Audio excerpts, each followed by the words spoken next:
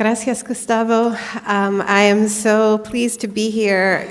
It was Gustavo who reached out to me really not long after Maria hit to begin the process of making this visit happen, this event happen, and it's sort of expanded in its ambition. And I want to thank everybody at Paris, everybody here at the University of Puerto Rico who worked so hard under incredibly difficult circumstances to organize this event, and also to organize a week of activities that has taught me so much.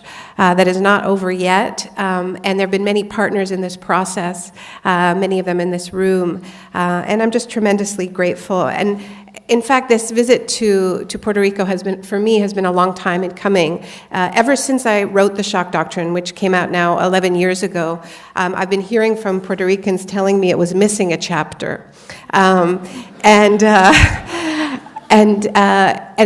inviting me to come learn about what is happening here in this extreme example of exploiting largely manufactured crises to push through an incredibly regressive agenda. And it's something that I've been following closely from afar. And so I also want to thank the people who have invited me before when I wasn't able to come.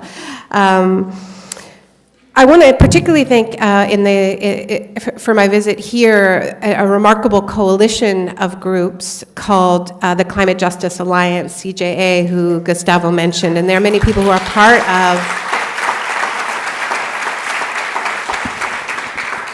CJA in this room. We're going to be hearing more about their remarkable work from Elizabeth Jean-Pierre very soon, but I've been able to witness the work on the ground this week, and it's given me so much hope and inspiration. So thank you. I want to thank The Intercept for sending me here and giving me a space to write and to make this documentary that's going to be coming out in a few weeks based on our time here. So watch for that. I want to thank the hardworking translators who are making all of this possible. And, as we've been traveling throughout Puerto Rico,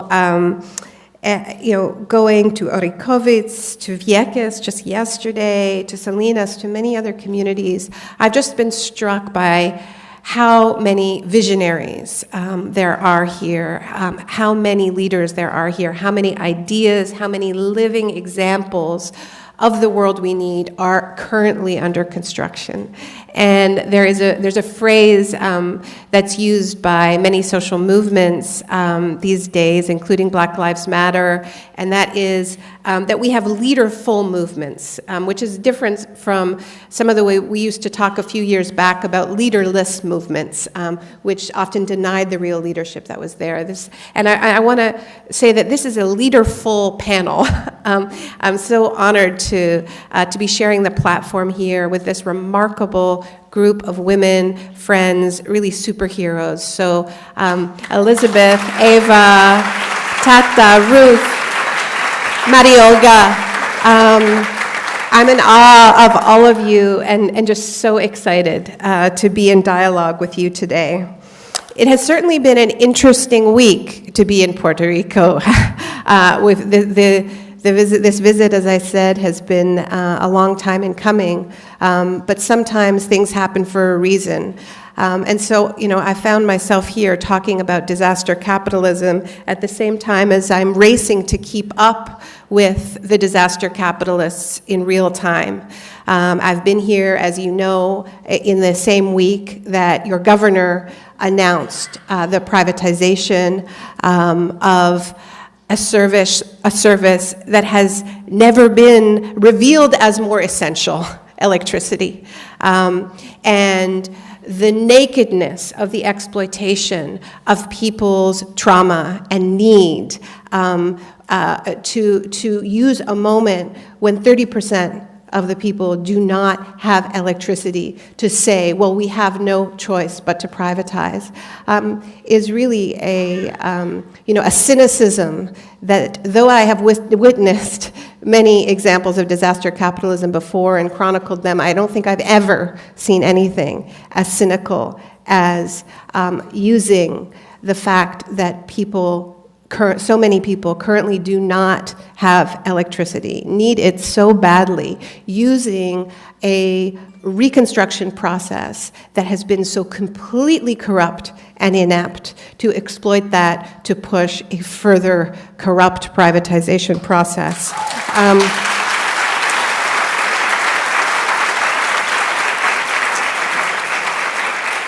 And of course, just yesterday was the unveiling of the so-called fiscal plan. And there's barely been time to metabolize, to process just how naked, how ambitious this all-out assault on the public sphere is. I mean, people have barely had a chance to read it. Every line contains another shocking revelation. It has barely been reported, but on page 50 of the fiscal plan, it says in black and white that part of how Puerto Rico is going to respond to all of the crises bearing down on it is to close 300 schools. After 500 schools have already been closed down since 2008. And as part of this, rationalizing this, is an estimate that there will be 100,000 fewer students in those schools. And so we see right there so plainly how the forced migration of Puerto Ricans, forced because it has become so impossible to say, is such an active tool of imposing austerity and, of course, privatization, because it isn't only about closing those schools. It's also going to be about changing those schools. And we know all about this, and I'll talk a little bit more about examples of how this has happened elsewhere.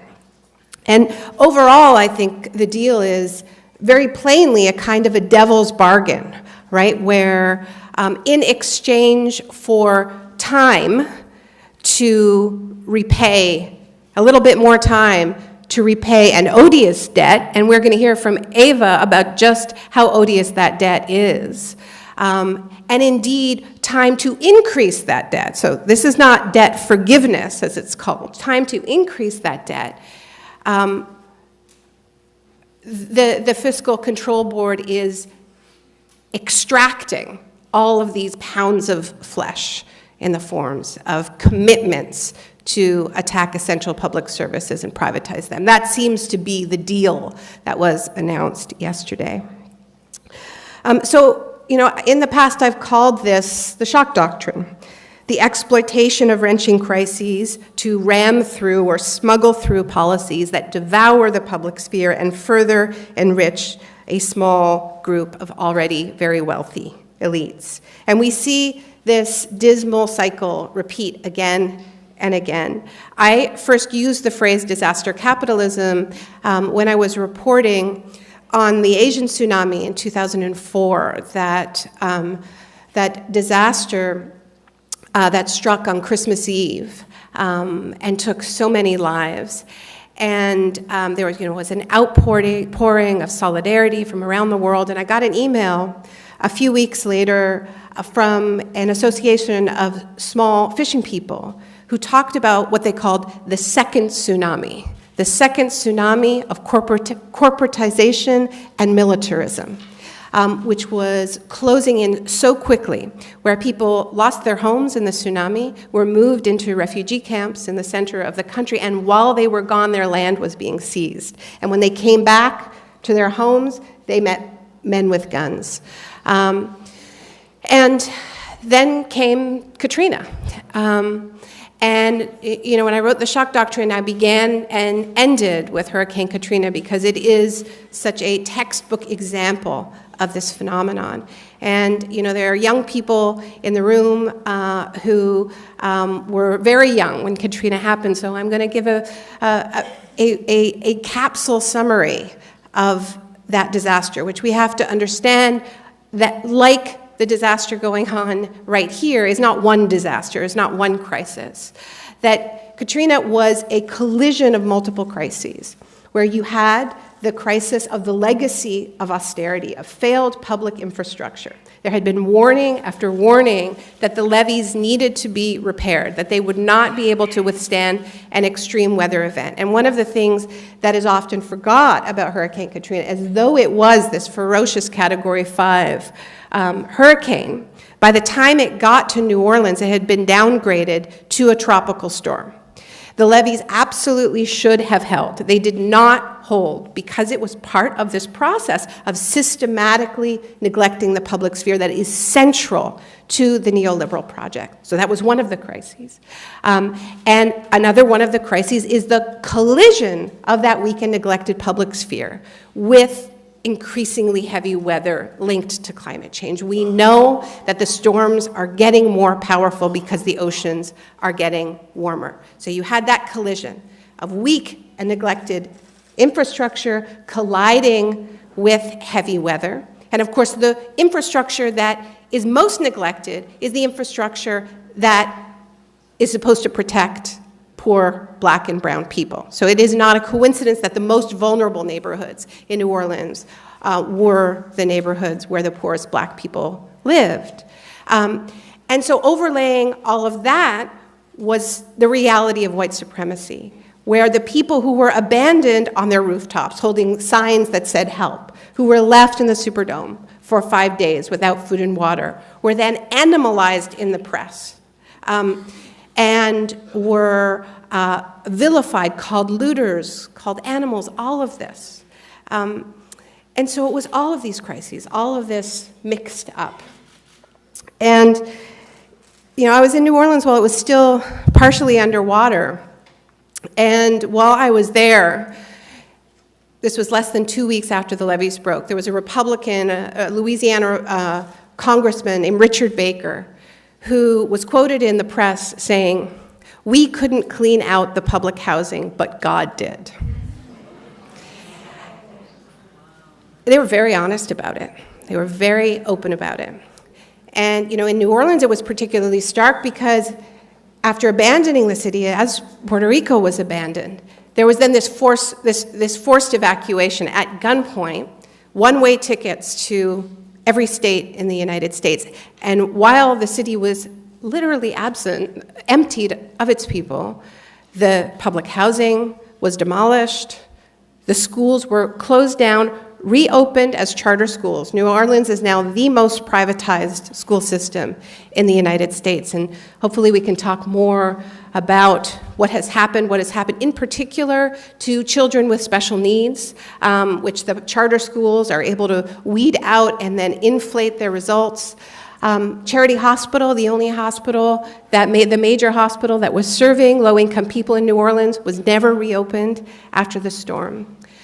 So, but there was the reason why I started the shock doctrine with this example is because there was this incredible smoking gun. And the smoking gun was the minutes from a meeting that was held just 2 weeks after the levees broke in a think tank in Washington called the Heritage Foundation. Many of you may be familiar with their work.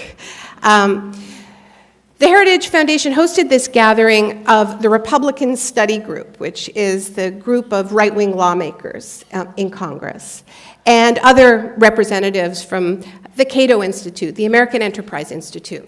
They came together and they had a brainstorming session.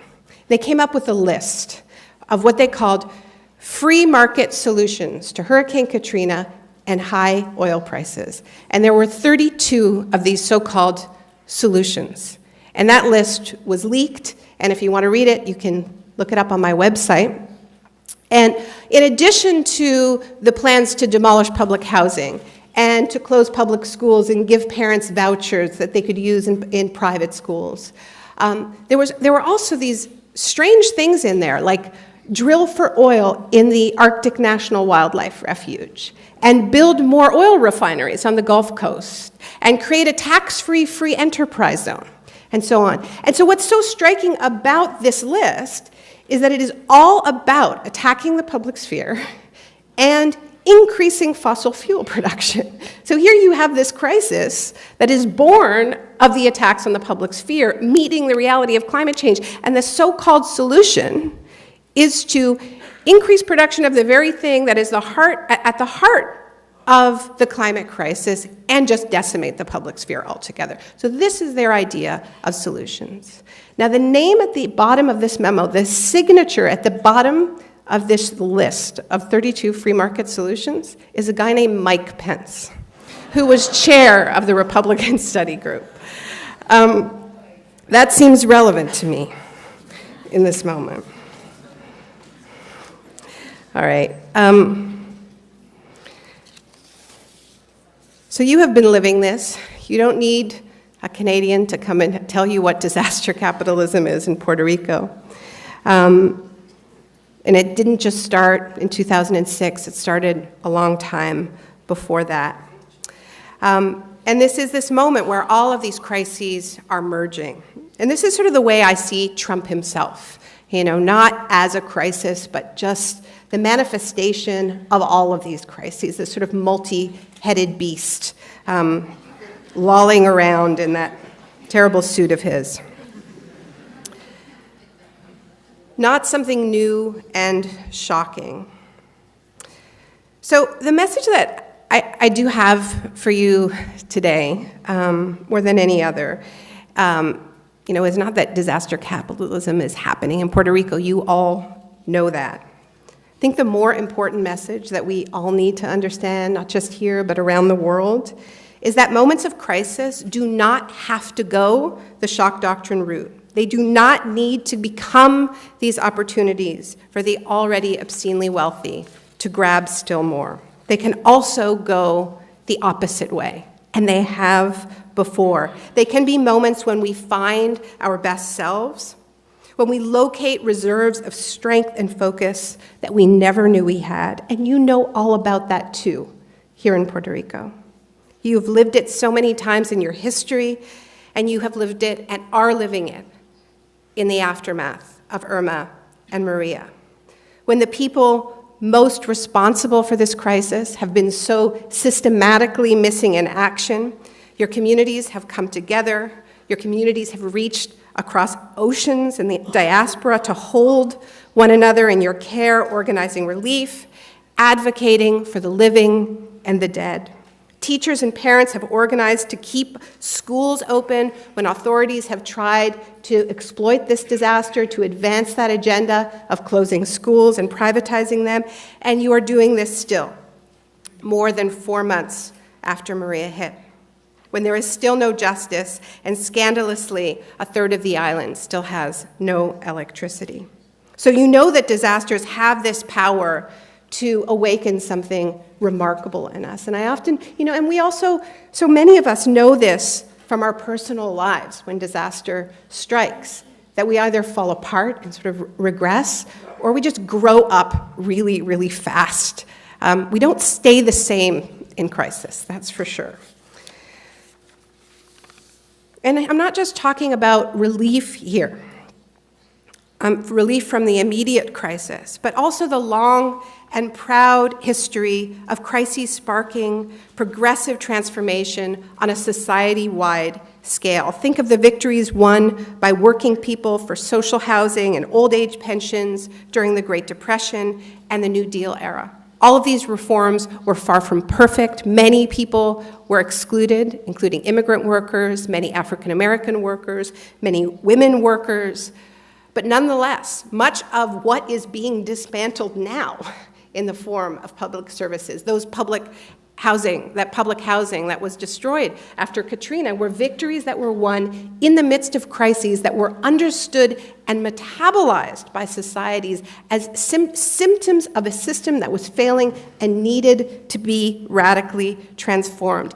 In other countries, the horrors of World War II, the sacrifices, the tremendous loss of lives, were the lever that won universal public health care. That's what happened in my country, in Canada. That's how we won universal public health care. That's how they won it in the UK, many countries. And this should remind us that moments of great crisis and peril do not need to knock us backwards. They can also catapult us forward. Our progressive ancestors achieved that in key moments in history, and I firmly believe that Puerto Ricans can do it again in this moment when everything is on the line. But what these moments in history teach us is that you don't win these victories only by saying no to the disaster capitalists, to the people who would exploit these crises for their ends. It is important to say no, don't get me wrong. I am absolutely convinced that, if there is not resistance to these attempts to privatize PREPA, that will be taken as a green light to go after water, to go after education, to go after roads, bridges, ports, all of it.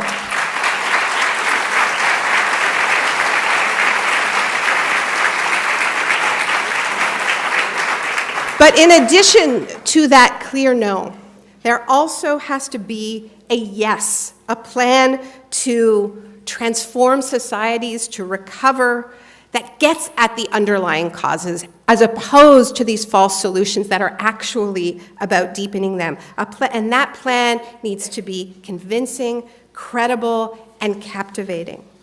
Because one of the things we are up against, and maybe the biggest thing we are all up against around the world, is the way in which the neoliberal project, and here in Puerto Rico, in addition to that, the way in which the colonial project has systematically waged war on the collective imagination and on the very possibility of dreaming of anything beyond the bleak borders of neoliberalism. That is the essence of Margaret Thatcher's phrase, "there is no alternative." That is the essence of what Francis Fukuyama meant when he said in 1989 that history had come to an end, that this was the only way in which societies can organize themselves, and don't you dare dream of anything else.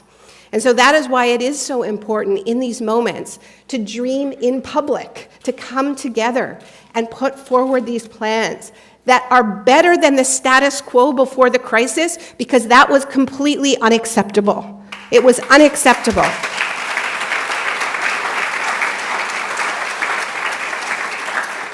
Political and corporate elites outside and inside Puerto Rico have wasted no time exploiting the trauma of Maria to thrust forward their ruinous false solutions.